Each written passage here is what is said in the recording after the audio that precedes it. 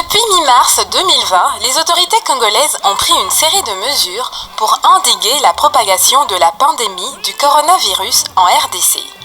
Parmi ces mesures, éviter tout rassemblement populaire, donc interdiction de tout rassemblement ou réunion de plus de 20 personnes.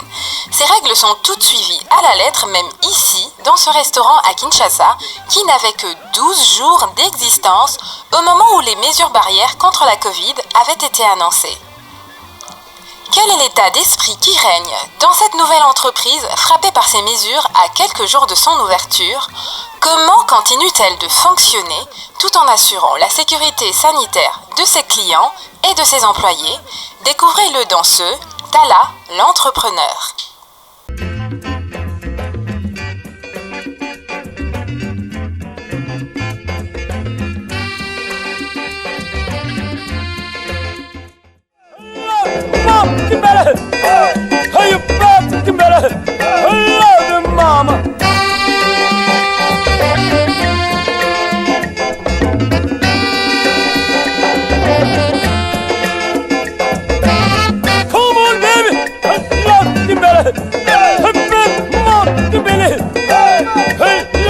C'est depuis le 8 mars, qu'on a ouvert notre deuxième extension ici à la Gombe.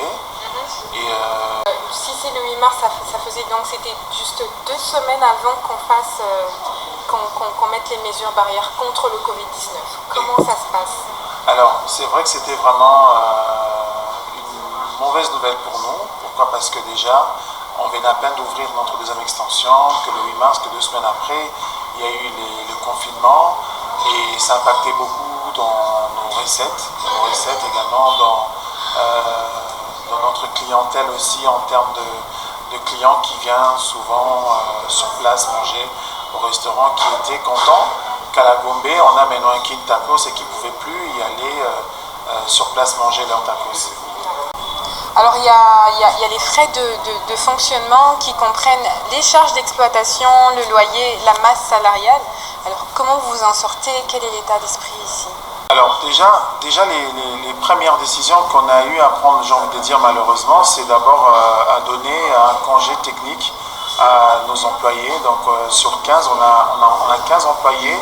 Donc on a fait asseoir 10 personnes pour garder que 5 personnes.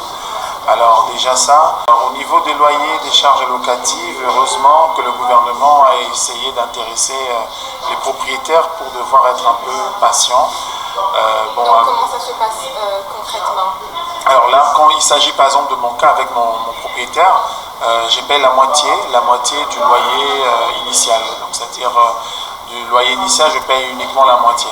Et donc vous n'aviez que 2 semaines ici et puis il fallait fidéliser une clientèle. Déjà fidéliser la clientèle pour un restaurant, c'est un combat de tous les jours. Mais comment ça s'est passé pour un restaurant, un fast-food qui n'avait fait que 2 semaines de décollage?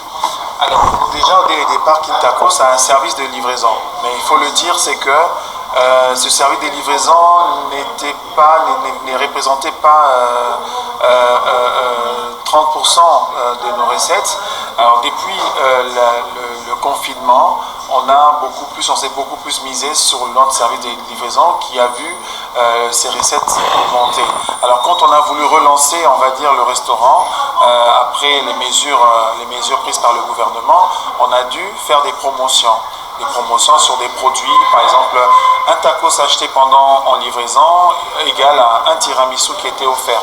Donc c'était un peu ça qu'on a voulu vraiment faire des offres promotionnelles pour notre clientèle afin de le garder enfin de le garder fidèle, de le fidéliser quoi. La commande numéro 2. La commande numéro 2 est pour ce client qui avait pour habitude de rester manger. Aujourd'hui, il doit faire autrement.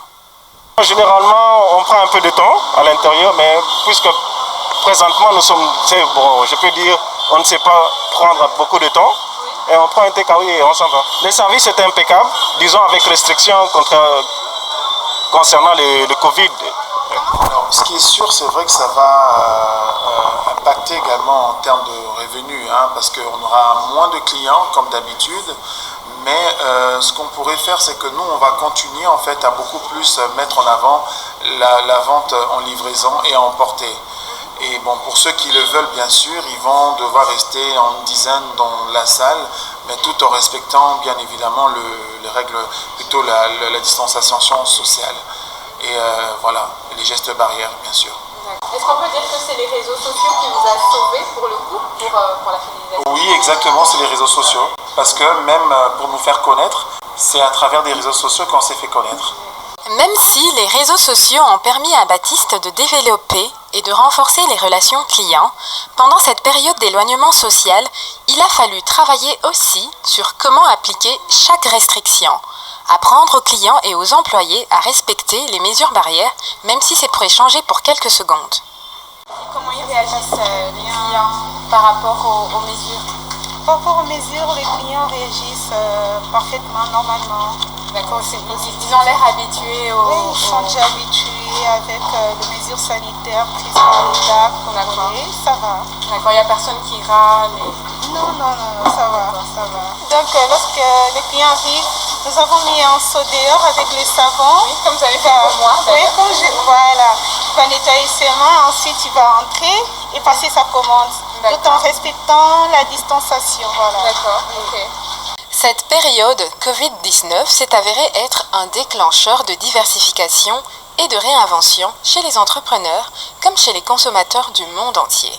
Baptiste en a tiré beaucoup de leçons jusqu'à avoir un autre regard sur les produits locaux. Donc voilà, beaucoup de leçons. Hein. Déjà, on s'est beaucoup plus vraiment misé maintenant à tout faire made in RDC. C'est-à-dire que les sauces qu'on emportait avant, à l'époque, on s'est réadapté maintenant en le faisant ici. Également, aussi le tortilla, désormais, on a décidé de pouvoir maintenant le faire ici. Donc l'idée, c'est vraiment de maintenant pouvoir faire tout made in RDC que d'importer, et ça sera vraiment une chose très importante pour notre business. Le secteur alimentaire, d'ailleurs, j'ai envie de dire, c'est un secteur qui a une certaine évolution hein, en RDC, que ce soit dans la restauration, dans l'alimentation, mais seulement ce qu'il va falloir qu'on comprenne également, même pas moi, mais qu'on devrait maintenant cultiver, travailler sur l'agriculture locale. C'est mieux avantageux qu'expérer toujours de ce qui va venir de l'extérieur. Et ça, c'est une grande leçon pour nous, les coronavirus. Hein. Ça nous donne également un autre regard sur les produits locaux.